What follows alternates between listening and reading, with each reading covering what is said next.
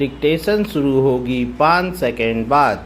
5 4 3 2 1 start. मैंने अपने जीवन में समुद्र को देखा है, पहाड़ों को देखा है, युद्ध की आग देखी है, प्रेम की ऊंचाइयाँ और विरह की गहराइयाँ भी देखी हैं।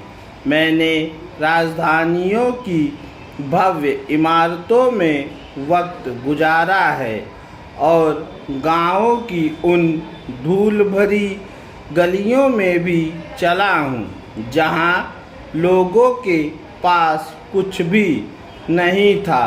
इन सब अनुभवों के बाद यदि मुझसे पूछा जाए कि जीवन का सबसे बड़ा रहस्य कहाँ छिपा है, तो मैं किसी महल, सिंहासन, किसी युद्ध विजय या किसी महान पुस्तक की ओर संकेत नहीं करूँगा।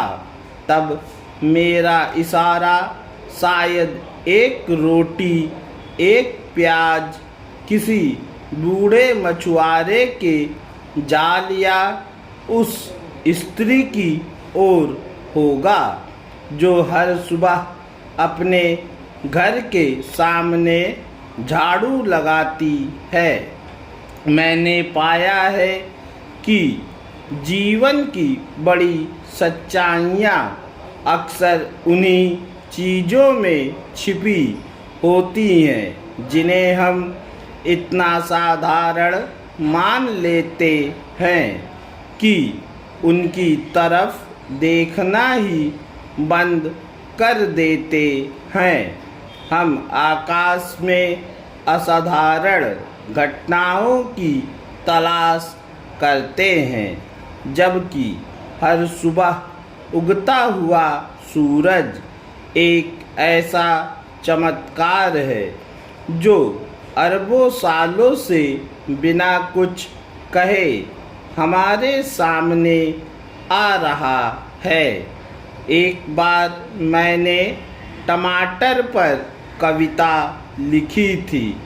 कुछ लोगों ने पूछा कि इतनी साधारण वस्तु पर कविता क्यों लिखी आपने? मैं मुस्कुराया। मुझे लगा वे टमाटर को केवल एक सब्जी समझते हैं। मैं टमाटर में धरती का लाल हृदय देखता था। मैं उसमें सूर्य का रंग, वर्षा का स्पर्श, किसान के श्रम व प्रकृति की उदारता को देखता था।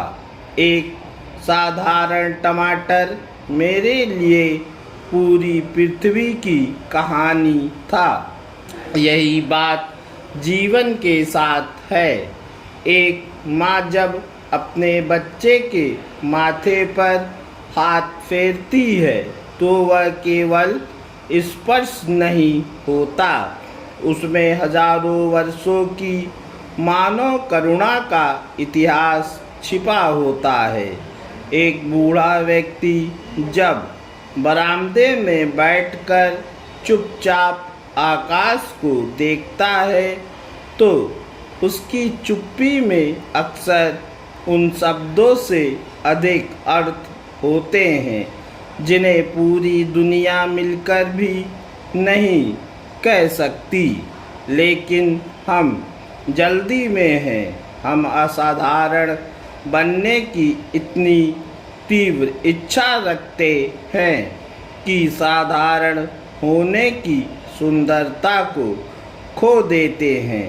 हम दूर के सितारों को निहारते हैं और अपने हाथों में रखे दीपक को भूल जाते हैं।